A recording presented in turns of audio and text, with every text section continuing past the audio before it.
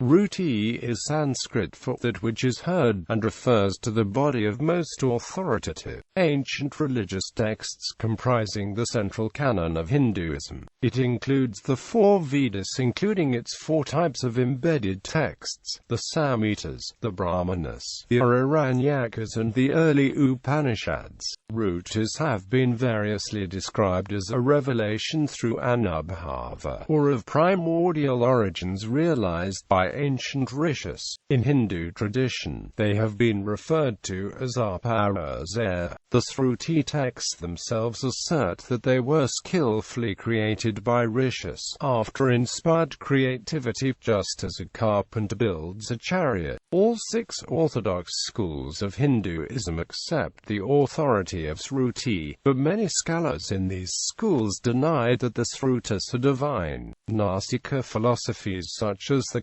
Vakas did not accept the authority of the Śrutis and considered them to be flawed human works. Śruti differs from other sources of Hindu philosophy, particularly Smrti, which is remembered, or textual material. These works span much of the history of Hinduism, beginning with the earliest known texts and ending in the early historical period with the later Upanishads. Of the Śrutis, the Upanishads alone are widely known, and the central ideas of the Upanishadic Śrutis are at the spiritual core of Hindus. Etymology. The Sanskrit word Sruti has multiple meanings depending on context. It means hearing, listening, a call to listen to, a speech, any form of communication that is aggregate of sounds. The word is also found in ancient geometry texts of India, where it means the diagonal of a tetragon, a hypotenuse of a triangle, and is a synonym of kana. The word Sruti is also found in ancient Indian music literature, where it means a particular division of the octave, a quarter tone or interval out of 22 enumerated major tones, minor tones, and semitones. In music, it refers to the smallest measure of sound a human being can detect, and the set of 22 Sruti and 44 half-Shruti, stretching from about 250 Hz to 500 Hz, is called the Shruti octave.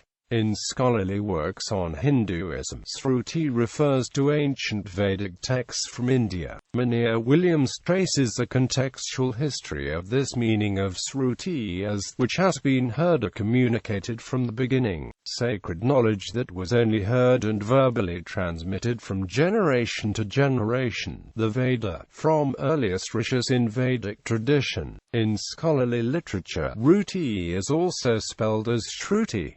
Distinction between Sruti and Smrti. Smrti, literally that which is remembered, refers to a body of Hindu texts usually attributed to an author, traditionally written down but constantly revised, in contrast to Shrutis considered authorless, that were transmitted verbally across the generations and fixed. Smrti is a derivative secondary work and is considered less authoritative than Sruti in Hinduism. Sruti are fixed and its originals preserved better, while each Smrti text exists in many versions, with many different readings. Smritis were considered fluid and freely rewritten by anyone in ancient and medieval Hindu tradition. Both Shrutis and Smritis represent categories of texts of different traditions of Hindu philosophy. According to Gokul Naring, the Sruti are asserted to be of divine origin in the mythologies of the Puranas. In contrast, states Roy Perrett, ancient and medieval Hindu philosophers have denied that Sruti are divine, authored by God. The Mimamsa tradition, famous in Hindu tradition for its Sruti exegetical contributions, radically critiqued the notion and any relevance for concepts such as author, the sacred text, or divine origins of Sruti. The Mimamsa school claimed that the relevant question is the meaning of the Sruti, values appropriate for human beings in it, and the commitment to it. Gnostic philosophical schools such as the Vakas of the first millennium BCE did not accept the authority of the Śrutis and considered them to be human works suffering from incoherent rhapsodies, inconsistencies and tautologies.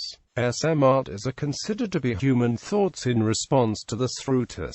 Traditionally, all Samhitas are regarded to ultimately be rooted in or inspired by Śrutis texts. The Sruti literature include the four Vedas: Rigveda, Yajurveda, Samaveda, Atharvaveda. Each of these Vedas include the following texts, and these belong to the Sruti canon: Samhitas, Brahmanas, Aranyakas, Upanishads. The literature of the Shakas, or schools, further amplified the material associated with each of the four core traditions of the above Śrutis. The Upanishads are most widely known, and the central ideas of them are the spiritual foundation of Hinduism. Patrick Olivelle writes, even though theoretically the whole of Vedic corpus is accepted as revealed truth, in reality it is the Upanishads that have continued to influence the life and thought of the various religious traditions that we have come to call Hindus. Upanishads are the scriptures par excellence of Hinduism.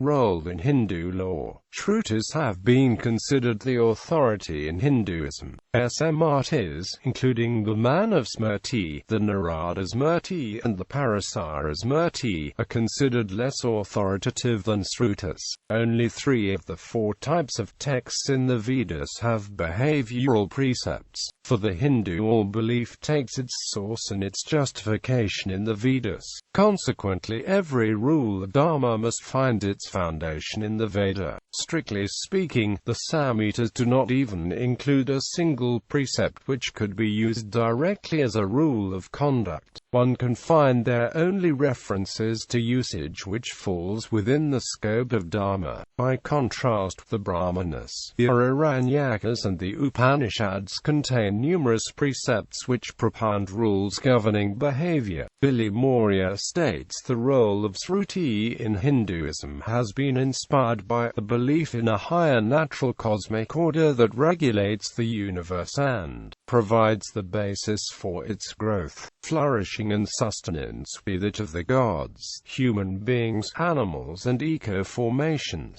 Levinson states that the role of Sruti and Samhita in Hindu law is as a source of guidance, and its tradition cultivates the principle that the facts and circumstances of any particular case determine what is good or bad. The later Hindu texts include 4-fold sources of Dharma, states Levinson, which include Upanishads, Sadhakara, Samhita, and Śruti. Transmission. The Śrutis, the oldest of which trace back to the 2nd millennium BCE, had not been committed to writing in ancient times. These were developed and transmitted verbally from one generation to the next for nearly 2 millenniums. Almost all printed editions available in the modern era are copied manuscripts that are hardly older than 500 years. Michael Witzel explains this oral tradition as follows. The Vedic texts were orally composed and transmitted, without the use of script, in an unbroken line of transmission from teacher to student that was formalized early on. This ensured an impeccable textual transmission superior to the classical texts of other cultures. It is, in fact, something like a tape recording.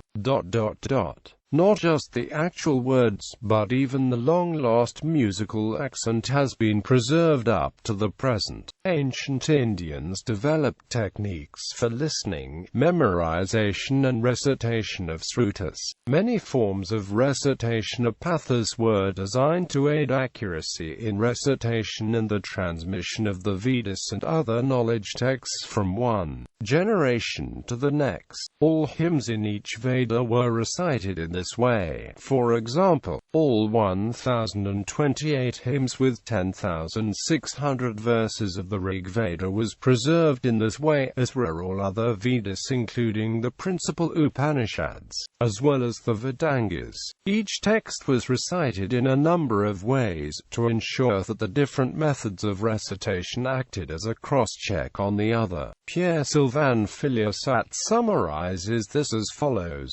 Samhita Pada Jatapada, continuous recitation of Sanskrit words bound by the phonetic rules of euphonic combination. Padapada, a recitation marked by a conscious pause after every word, and after any special grammatical codes embedded inside the text. This method suppresses euphonic combination and restores each word in its original intended form. Kramapada, a step-by-step recitation where euphonically combined words are paired successively and sequentially and then recited. For example, a hymn, word 1, word 2, word 3, word 4, would be recited as word 1, word 2, word 2, word 3, word 3, word 4, ...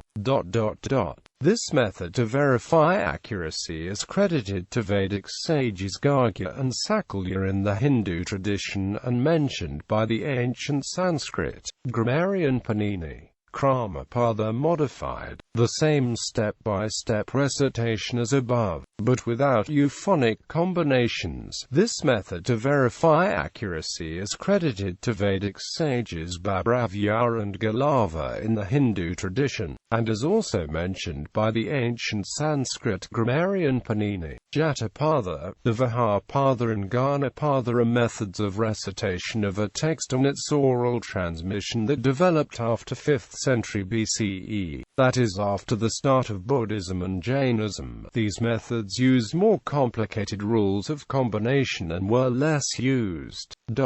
These extraordinary retention techniques guaranteed an accurate Shruti, fixed across the generations, not just in terms of unaltered word order but also in terms of sound. That these methods have been effective is testified to by the preservation of the most ancient Indian religious text, the Gveda. This part of a Vedic student's education was called Svadhyaya, the systematic method of learning, memorization and practice, enabled these texts to be transmitted from generation to generation with inordinate fidelity. Quotation. Max Muller in an 1865 lecture stated, "The idea of revelation, and I mean more particularly book revelation, is not a modern idea, nor is it an idea peculiar to Christianity. In no country, I believe, has the theory of revelation been so minutely elaborated as in India. The name for revelation in Sanskrit is Shruti, which means hearing, and this title distinguished the Vedic hymns and, at a later time, the Brahmanas also, from all other works, which however sacred and authoritative to the Hindu mind, are admitted to have been composed by human authors. But let me state at once that there is nothing in the hymns themselves to warrant such extravagant theories. In many a hymn, the author says plainly that he or his friends made it to please the gods, that he made it as a carpenter makes a chariot, or like a beautiful vesture, that he fashioned it in his heart and kept it in his mind.